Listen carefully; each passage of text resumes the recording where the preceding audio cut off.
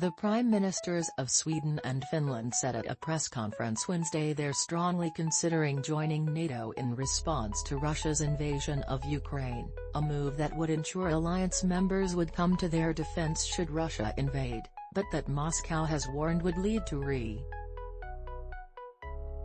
The security landscape has completely changed. We have repeatedly said that the alliance itself is more of a tool for confrontation, Peskov said in April about the Kremlin's stance on Finland and Sweden's potential NATO membership.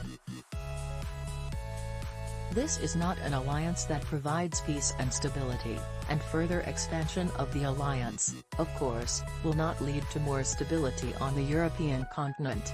Joining NATO will likely be a months or years-long process for Finland and Sweden, as countries seeking membership must go through.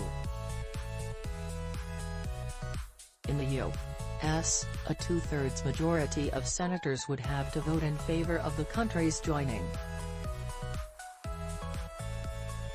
Finland and Sweden are likely to have an easier time of it than other countries have had, however, as NATO Secretary-General Jens Stoltenberg said the countries have already met the alliance's standards for political, democratic, civilian control over the security institutions and the armed forces. Even before the Nordic countries officially join NATO, Stoltenberg said he's certain that the alliance will find ways to address concerns about the period between potential application and ratification, The Washington Post reports, meaning NATO could provide some protections if Russia tries to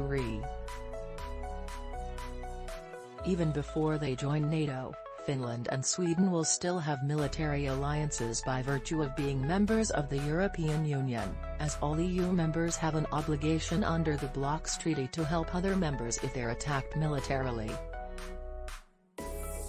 NATO, crucially, would also obligate the U.S. to provide military help.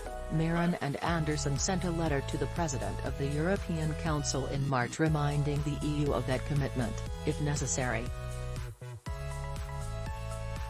NATO has been a major factor in Russia's escalating belligerence toward Ukraine over the past 14 years and in aiding Ukraine against Russia in the current war. President George W. Bush's insistence that NATO extend an open-ended invitation for Ukraine and Georgia to join NATO provoked a strong reaction from Russian President Vladimir Putin, who bridled at the prospect of the military alliance creeping closer to Russia.